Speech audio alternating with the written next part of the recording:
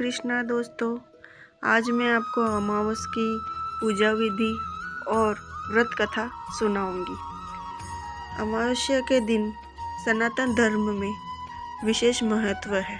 अमावस्या के दिन पवित्र नदी में स्नान करना चाहिए, साथ ही इस दिन दान भी करना चाहिए। अमावस्या के दिन भगवान शिव और माता पार्वती की भी उपासना की जाती है। इस दिन पीपल के वृक्ष की उपासना की जाती है। धार्मिक मान्यता के अनुसार पीपल के वृक्ष में देवी देवताओं का वास होता है, इसीलिए इस दिन पीपल के पेड़ में जल अर्पित करने से सभी मनोकामना पूरी होती है। कहते हैं कि अमावस्या व्रत कथा का विशेष महत्व है। तो इसकी अमावस्या की व्रत की जो भी विधि है वो अपन सुनते हैं। अमावस्या के दिन पूजा करने के लिए सबसे पहले ब्रह्म मुहूर्त में उठकर सभी कामों से निवृत्त होकर स्नान कर ले। इस दिन गंगा स्नान जरूर करें। यदि आप नदी में स्नान नहीं कर सकते तो घर में ही नहाने के पानी में थोड़ा सा गंगा जल डाल लो। इसके बाद सूर्य देव को अर्घ दो। इस दिन भगवान शिव और पार्वती की पूजा करने से विशेष कृपा प्राप्त होती है। अमावस्या के दिन अपनी योग्यता के अनुसार दान पुण्य जरूर करें। इससे हर मनोकामना पूरी होती है और पितरों की शांति के लिए श्राद्ध तर्पण आदि कर सकते हैं। अब अपन अमावस्या की व्रत कथा सुनेंगे। पौराणिक कथा के अनुसार एक राज्य में एक गरीब ब्राह्मण रहता था। पैसों की कमी के कारण उसकी पुत्री का विवाह नहीं हो पा रहा था।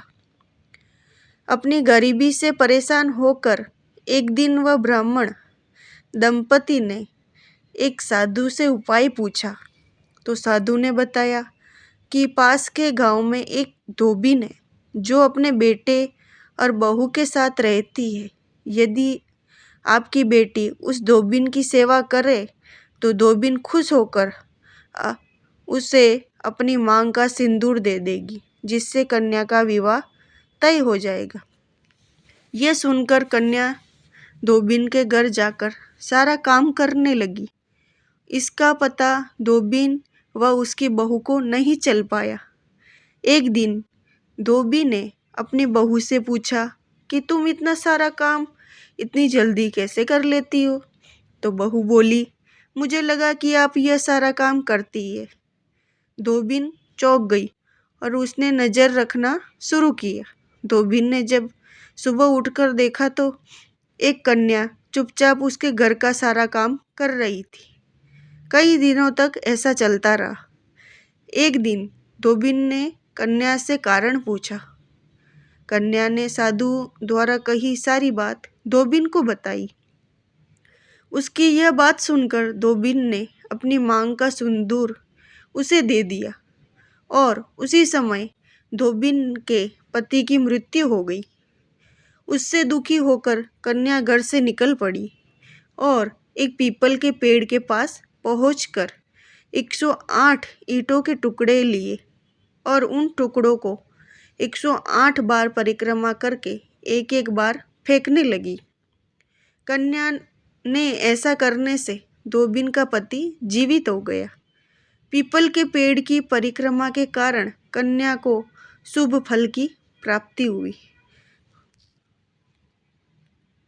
को मेरी कथा अच्छी लगी हो तो मेरे चैनल को सब्सक्राइब करें और मेरी और कथाएं सुनें।